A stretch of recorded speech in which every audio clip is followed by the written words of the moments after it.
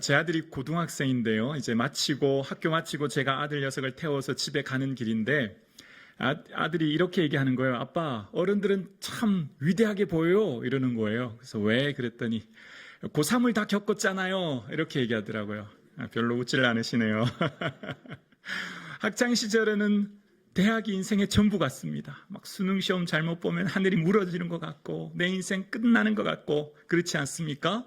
인생을 살다 보면 지금 내가 맞닥뜨린 일들이 제일 크게 느껴지고 전부인 것 같고 이거 안 되면 큰일 날 것 같은데 여기 계신 우리 연세 드신 장로님 권사님들 어떻습니까? 그거 안 돼도 괜찮더라고요.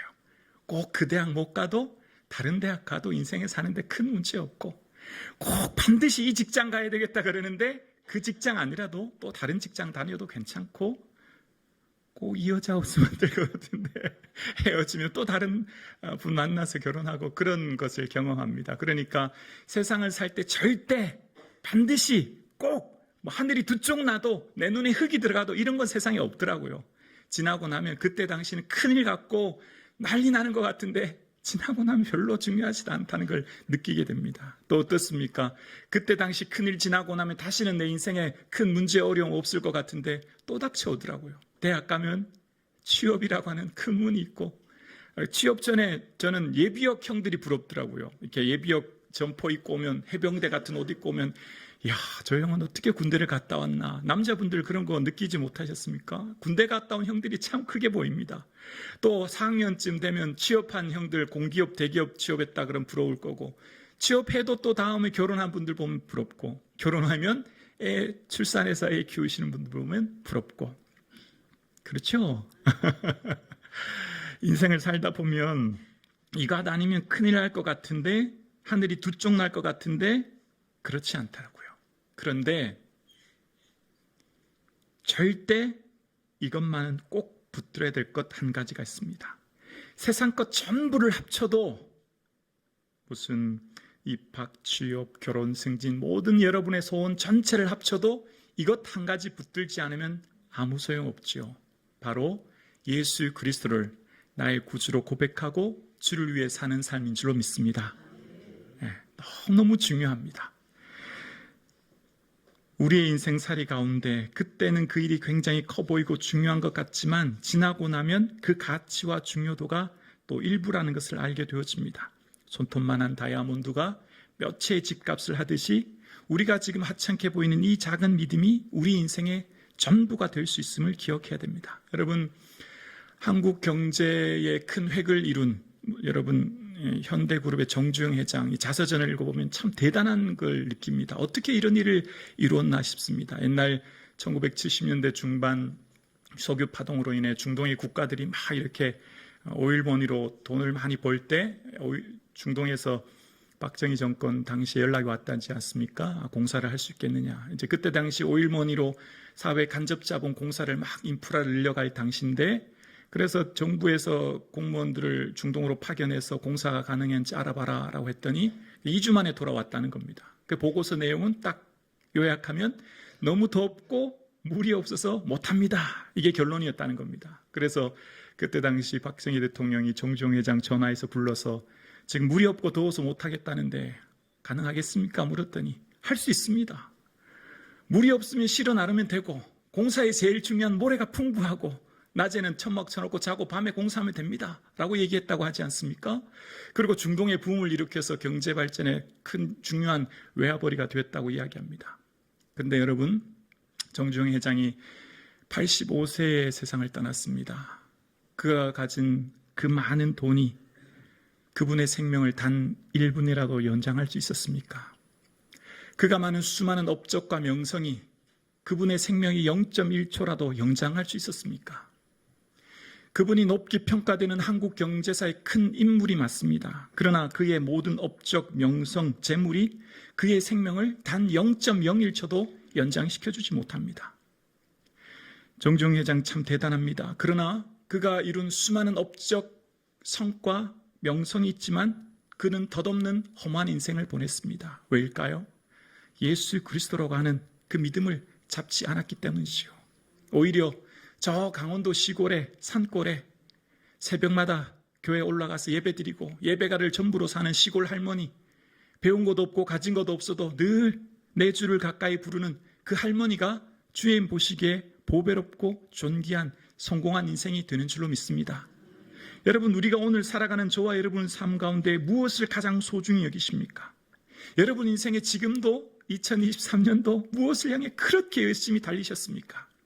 한 번 죽는 것은 사람에게 정하시는 것이라고 이야기합니다. 누구나 다 반드시 임종의 때를 맞이합니다.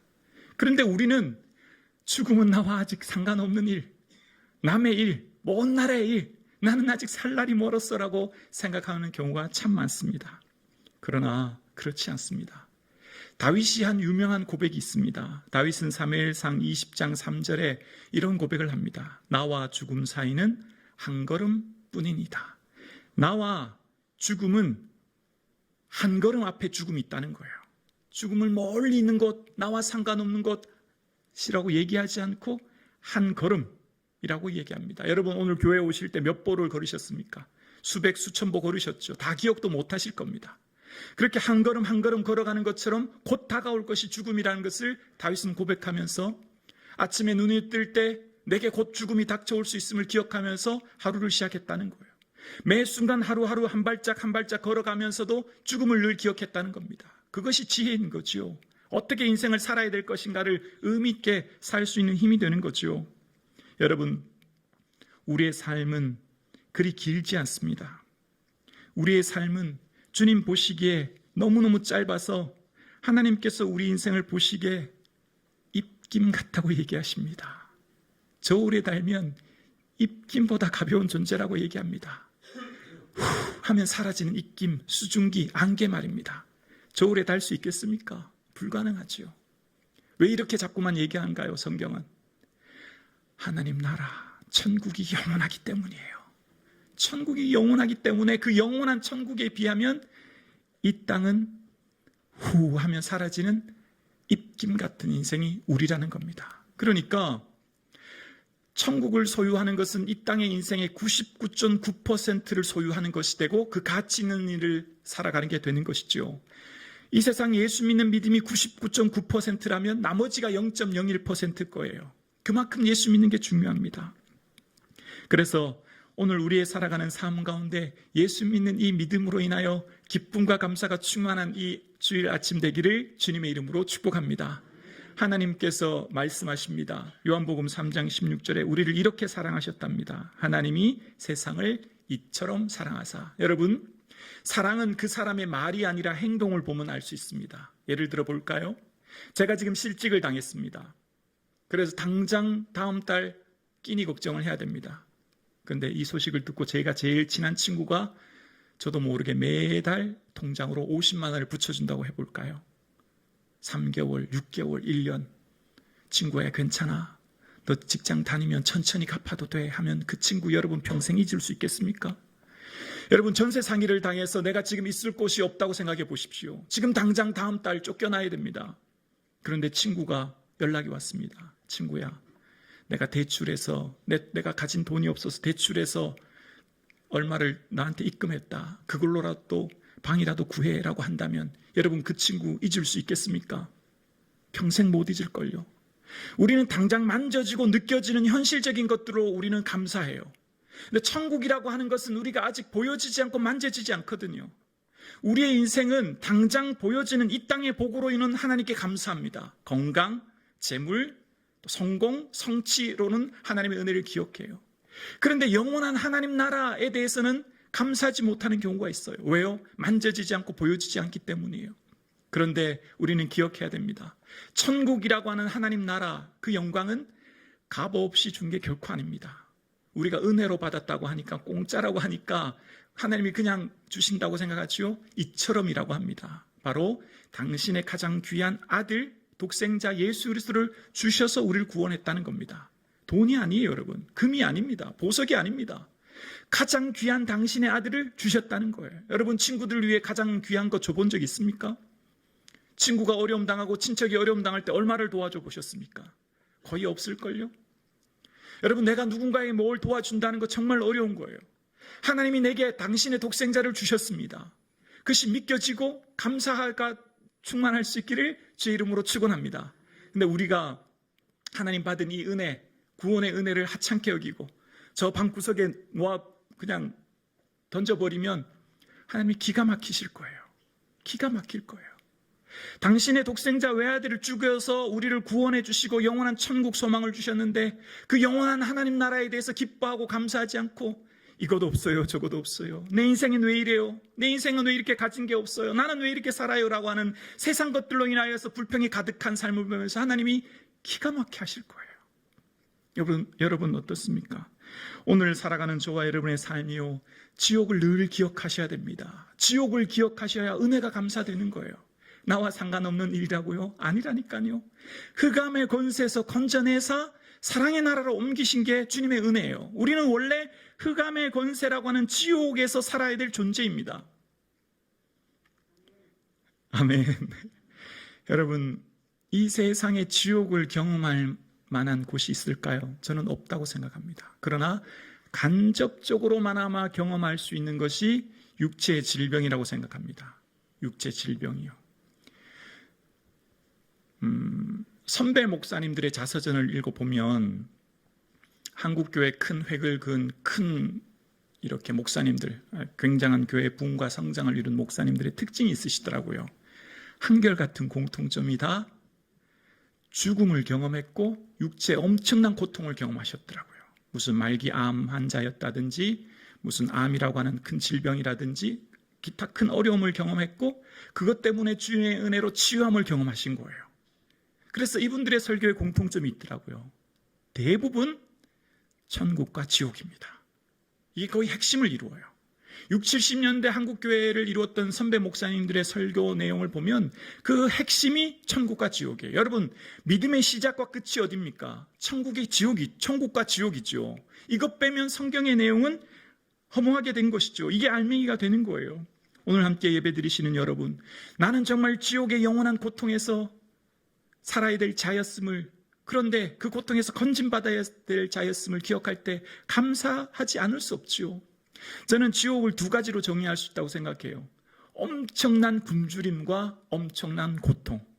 왜냐하면 불과 유황불이 있다고 얘기하고 구더기도 죽지 않는다고 얘기함으로 말입니다. 여러분, 배고픔 경험해 보셨습니까?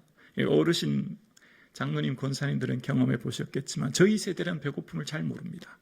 그런데 지옥은 저는 가장 극심한 배고픔과 고통이 있는 곳이라 생각합니다. 여러분, 한 1년쯤 지옥을 경험한다면, 아니 한 달쯤, 아니 한 시간만, 아니 1분만 경험한다면 할 수 있겠습니까? 못하겠지요. 1년, 1분, 1시간, 1초만 살아라고 해도 못 살 그곳을 영원이라고 생각해 보십시오. 그곳에서 건진받은 나인데 우리가 어떻게 하나님께 예배드리는 게 귀찮고 하나님께 예물 드리는 게 아깝게 여겨지고 내가 사는 게 가진 게 없다고 불평하며 내 인생이 허무하다고 이야기할 수 있겠습니까?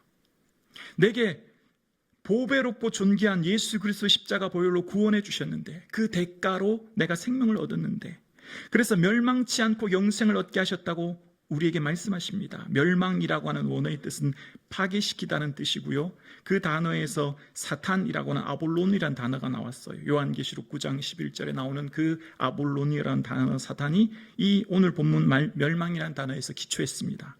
사단이 다스리는 지옥의 고통에서 우리를 건져 주신 거예요. 믿을 수 있기를 주님의 이름으로 축복합니다. 오늘 살아가는 저와 여러분의 삶 가운데 예수님의 은혜는 매 순간마다 기억해야 됩니다. 이 시간 예배 드린다고 나와서 1시간, 2시간 기억하는 게 아니에요. 예수님의 은혜는 예배 드리는 주일 하루 1시간 지금 기억해야 될 것이 아니라 예배당 문 밖을 나가시면, 아침 눈을 뜨시면 눈을 감을 때까지 기억하셔야 됩니다. 여러분, 급작스러운 일을 만나면 두려움이 생깁니다. 여러분, 성경에서 우리를 비유할 때 두 가지 용어를 쓰는 경우를 봅니다. 바로 운동선수와 군사라는 표현입니다. 운동선수와 군사의 특징이 있습니다. 바로 훈련이란 겁니다. 여러분, 운동은 머리로 하는 게 아니라 몸이 기억하게 한다고 하지 않습니까? 몸의 근육이 기억해서 반사적으로 움직이게 한다는 겁니다. 어떤 경기든지 말입니다. 군인들도 마찬가지죠. 군인들도 끊임없이 훈련하는 이유가 뭡니까? 갑작스럽고 두려운 일이 있지만 그 갑작스럽고 두려운 일들에 맡은 바 자기의 위치에서 정확하게 그 소임을 감당하게 하는 것, 훈련을 통해서 길러진다는 거죠. 여러분, 우리가 진짜 급작스러운 일을 만나면 말을 할 수 없어요. 예를 들면 사고를 당했다고 해볼까요? 여러분, 사고 혹시 당해보셨나요? 제가 고등학교 때 오토바이를 타다가 몇 미터 아래로 떨어진 적이 있거든요. 불량 학생 아닙니다. 그런 불량 학생이 아니라 선생님이 정주 시간에 심부름 가다가 그런 거예요. 근데 그 짧은 찰나의 순간에 오토바이가 넘어지고 부딪히고 하는 게 막 보이는 거예요. 그 짧은 몇 초에. 그리고 굴러떨어져서 저 아래로 떨어지는 게 보이는 겁니다. 그리고 머리가 먼저 떨어져서 복구로 찐 거예요. 그 짧은 순간에 제일 먼저 뭐가 밀려오냐면 엄청난 공포와 두려움이 밀려오더라고요. 그 짧은 순간에 그 사건이 다 보이면서. 그래서 마음에 엄청난 두려움이 밀려오는 겁니다. 그러면서 할 수 있는 목소리는 말이 나오지 않아요. 그 목소리는 낼 수 없고 몸이 움직여지지도 않았습니다. 그래서 그때 그냥 예수님이라고만 했던 것 같아요. 그리고 평안함이 왔던 것 같을 기억합니다. 여러분, 제가 성도님들 이렇게 병원에 신방하면 의식이 없다고 병원에서 이제 가망이 없다고 가는 분들 신방을 하지 않습니까? 그러면 누워있는 분들 말씀을 하지 못하십니다. 그런데 많은 분들이 중환자실에 누워있을 때 손을 잡고 제가 가까이 가서 어느 성도님 목사입니다. 기도해 드리겠습니다. 라고 기도하면 많은 분들이 눈물을 주르륵 흘리십니다. 무슨 말일까요? 말은 할 수는 없지만 듣고는 계신 거예요. 의식적으로는 깨어 계신 거예요. 내가 움직일 수 없고 말은 할 수 없지만 그 마지막 절체절명의 순간에 의식은 살아있는 거죠. 그 짧은 순간 두려움과 공포가 밀려오지 않겠습니까, 여러분? 죽음이라고 하는 큰 문이 있다고 생각해 보십시오. 근데 그 죽음이라는 두려움을 어떻게 이길 수 있을까요? 갑작스럽게 될까요? 갑작스럽게 사건, 사고, 문제를 만났을 때 죽음이라고 하는 혹은 엄청난 문제와 공포가 밀려올 때 그걸 이길 수 있을까요? 끊임없는 훈련을 통해서 길러진다 생각합니다. 마치 군인이, 운동선수가 끊임없이 훈련을 통해서 긴박한 상황을 이겨냈듯이 우리는 예수님의 이름을 매 순간 불러야 합니다. 매 순간 기억해야 돼요. 눈을 뜨는 순간, 한 보 한 보 발을 내디디는 순간, 숨을 쉬는 순간, 아침에 문을 열고 운전해서 출근하는 순간부터, 회사에 출근해서 커피를 마실 때부터 돌아올 때까지 늘 기억하셔야 될 이름이 예수 이름인 줄로 믿습니다. 예수님을 늘 기억하셔야 됩니다. 예수님의 이름을 늘 붙드셔야 됩니다. 그럴 때 우리가 어떠한 공포, 어떠한 두려움이 올 때에도 예수님의 이름을 외치며 고백할 때 주님 주시는 평안함과 은혜를 경험하게 될 줄로 믿습니다. 성경이 우리에게 말하는 게 뭘까요? 여러분, 제가 지난주 했던 설교 여러분 기억나세요? 거의 없으실걸요? 제목도 아마 기억 안 나실걸요? 괜찮습니다. 다 잊어버리셔도 돼요. 그런데 잊지 말아야 될 한 가지가 있습니다. 천국과 지옥입니다. 아멘이십니까? 이건 무슨 일이 있어도 기억하셔야 됩니다. 여러분, 요한계시록 21장 8절에 믿지 않은 자들은 불과 유황으로 타는 못에 던져진다고 반드시 말씀하셨습니다. 우리는 천지는 없어져도 말씀은 그대로 이루어지는 줄로 믿습니다. 여러분, 반드시 죽음 이후에 심판이 있습니다.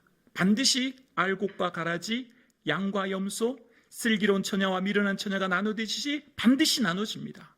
반드시 예수 믿는 자와 믿지 않은 자는 나눠지게 되어 있습니다. 그때를 기억하며 매 순간마다 예수 그리스도를 나의 구주로 고백하며 주를 위해 사는 은혜가 있기를 주님의 이름으로 축원합니다. 성경을 왜 기록했을까요, 여러분? 윤리, 도덕, 구제와 선한 영향력, 봉사, 물론 그런 것들을 해야 되지요. 그러나 성경의 근원적인 뿌리, 기초는 예수 믿고 천국 가는 건 줄로 믿습니다. 그래서 요한복음 20장 31절에 이렇게 말씀합니다. 요한복음 20장 31절에 보면 오직 이것을 기록함은 너희로 예수께서 하나님의 아들 그리스도이심을 믿게 하려 함이라. 또 너희로 믿고 그 이름을 힘입어 생명을 얻게 하려 함이니라. 아멘. 이것을 기록하는 이유는 예수 믿어 생명 얻게 하는 것, 영생 얻게 하는 것, 천국 가게 하는 것이 성경의 기록 목적이라는 거예요. 성경의 기록 목적은 딱 한 가지, 예수 믿고 천국 가는 것이라는 겁니다. 이것이 거의 핵심이요, 가장 중요한 처음과 마지막이라는 거예요. 여러분, 지금은 은혜 받을 만한 때요. 지금은 구원의 날인 줄로 믿습니다. 지금 믿으셔야 됩니다. 편찮으신 분들 신방 가면, 예를 들어서 이렇게 가면 이분은 이제 임종이 다가오는구나 이렇게 직감적으로 느껴지는 경우가 있어요. 그러면 그분에게는 제가 절대 천국 소망 가지세요라고 이야기하지 못합니다. 왜 그렇죠? 그분은 지금 임종이 가까운 걸 직감하고 있기 때문에 그분에게는 성도님 걱정하지 마십시오. 하나님이 위로해 주시고 고쳐주실 것입니다 라고 소망을 줘야 됩니다. 왜냐하면 그분은 1분이라도 더 살고 싶기 때문이에요. 그래서 임종이 가까운 분 앞에 가서는 천국 소망 가지세요라는 이야기를 하거나 그런 기도를 하지 못해요. 천국 소망은 언제 얘기해야 돼요? 건강할 때, 지금, 평소에, 주일날, 지금 선포하는 거예요. 천국 소망은 지금 여러분이 붙드셔야 돼요. 여러분, 천국에 대한 믿음과 그 고백은 매 순간 지금 붙들어야 됩니다. 임종한 분에게는요, 그 얘기하면 그분이 시험 들어요. 실족해요.